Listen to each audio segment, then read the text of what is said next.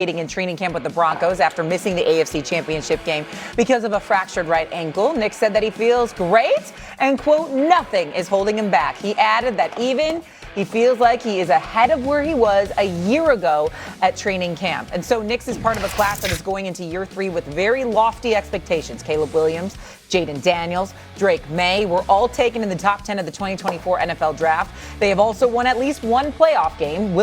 Caleb Williams, is the only one to not make a conference championship appearance. We now bring in Jason McCourty and Mike Tannenbaum. And so when we look at these quarterbacks, or these teams as a whole, with the quarterbacks leading the way, who do we believe in most? Is it Denver? Is it New England? Or is it Chicago with their quarterbacks heading into year 3? Good morning, you two. How are you? Look at blending nicely with the purple. J-Mac, what do you think? Which of the 3 teams? I'm going to say it's Drake May and the New England Patriots. And I look at... I'm so surprised. Shocking. I'm so surprised. It's shocking. It's breaking news. I mean, I'm just shocked. I'm just supporting the Patriots? I'm just analyzing the information and the facts that are in front of me.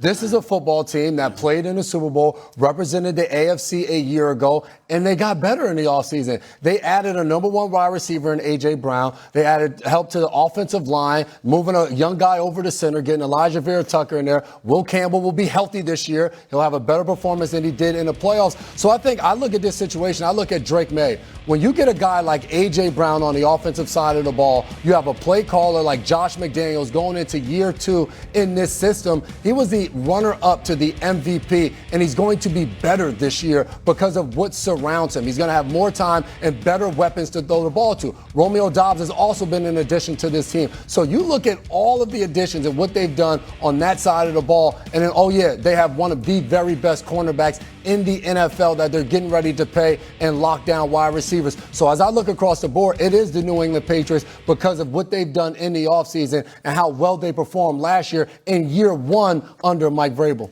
The only reason they got to the Super Bowl is who did they beat in the championship game? Jarrett Stidham. Denver, by far to me, of those 3 guys, it's Bo Nix and Denver. When you think about the way they are built, they went out and got a number 1 wide receiver in Jalen Waddle, who's explosive. They didn't even need that with Cortland Sutton. And if Bo Nix is healthy, what he could do with his arm and his legs, really good running game led by J.K. Dobbins. And then I think about you have a Sean Payton offense, and defensively, when you have Jonathan Cooper, Nick Benito, and Zach Allen that can pressure the quarterback with the lead, and arguably the best corner, not Christian Gonzalez, but Patrick Surtain, this is a defense that has playmakers at all 3 levels. If Bo Nix was healthy, they would have been the Super Bowl last year, and they only got better.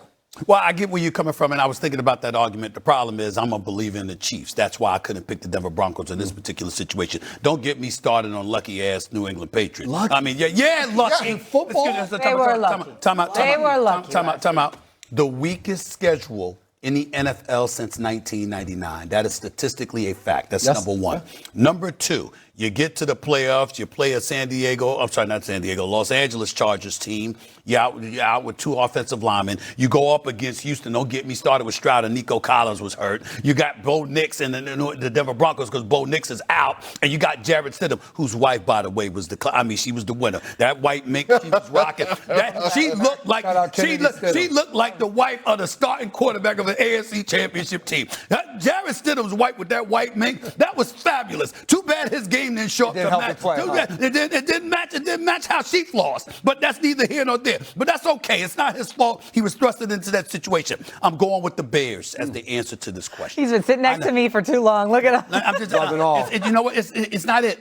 I've just been a consistent believer in Caleb Williams, man. And I know that DJ Moore's not there anymore. I get that part. You know what I'm saying? You got this cat Loveland and Burton in third. I mean, these brothers can ball, and they really showed up in the second half of the season. You got some questions on defense, no doubt about that. I do understand that. You got a question at your center spot on the offensive line. I get that too. But in the end, I'm looking at Caleb Williams, who can run with the football, who's got a rifle of an arm. He had 7 come from behind wins. You know what I mean? I'm looking at this right now, and then I got to take into account Green Bay. What do we expect from them? Gary is gone. Micah Parsons ain't going to be healthy, at least to start the season from what we're hearing, okay? The Detroit Lions got to prove to me you lose 2, not 1, but 2 coordinators. What's it going to be like for Dan Campbell? You got something to prove in that regard. We got to see what happens with that. Minnesota, don't get me started with them. The fact that they get, I mean, listen, I want to state this for the record because I think Kevin O'Connell could coach. I think he's a damn good coach. But let me tell you something right now.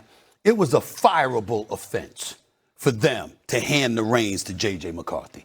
You can't have Addison and Jefferson and Hawkinson and you go put the ball in the hands of a rookie. I know he got drafted the year before, but he was out that complete year. Yeah. Okay, last time we saw him throw a competitive pass was in the championship when they won a national championship at Michigan. And you're going to have guys like that to throw the football to, and you hand the reins to a rookie. There's a fireable offense. The GM is going, Coach Lucky, he's still there with that damn decision. You can't do something like that. I'm looking at the Bears with Ben Johnson. I'm looking at Caleb Williams, who, by the way, has made me look like a prophet. He's a stud. Okay, the brother showed up last year. I believe in this brother. I really, really do. Okay, and I think Chicago is not a fluke. And they're going to be there making noise this year. And Stephen A., I believe in history, the facts, and the data. And Shay, I know you're going to say. No. Yeah, I do. Right for you. They've always been right for you, Mike T. No. They always been right. What you got? Like that. What you got, Mike T? Last year, they were plus 22 in turnover margin. Led the NFL. If you look at the last 20, 30 years, facts, data, and history, it's almost impossible to replicate that. It's called regression to the mean. They may be a better team, especially on paper, but you will not replicate that turnover margin. Okay. That's why the Green Bay Packers are going to win the division. Wow. And look, I love what the Bears did. Roma Dunze is going to be good. I think Luther Burton will replace DJ Moore. Colston Loveland, in my opinion, is going to be a top 5 tight end.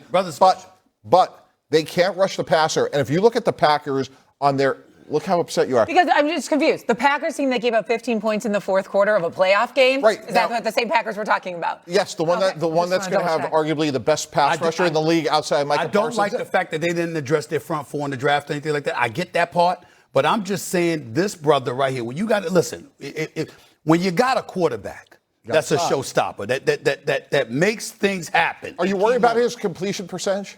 No, because I think it's going to improve. That's his first year with Ben Johnson. I think it's only going to go up. See, you one of those dudes. See, this is what he does.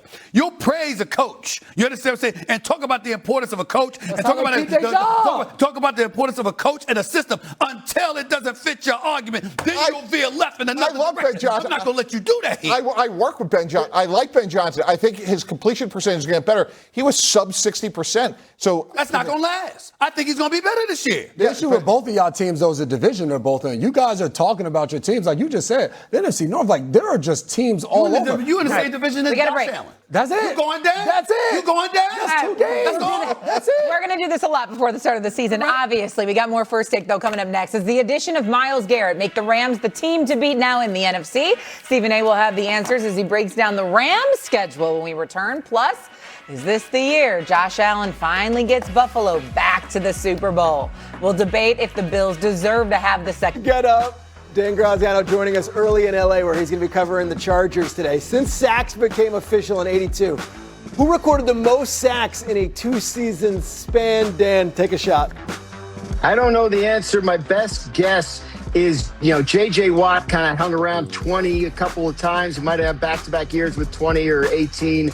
So I'm going to guess J.J. Watt. Don't feel good about it. I said Chris Dolman. Any other guesses here? You did. I said Reggie White. Reggie White, anything? This is a good one. Ready for this? The correct answer is Marcus Gastineau. Recorded that is a good 41 in 83 and 84. Shout out to Gastineau. Shout out to Himbo. Shout out to Himbo. Oh, forget it. Where's the helmet now? Comes. Forget it. That's it. He's on the comeback trail.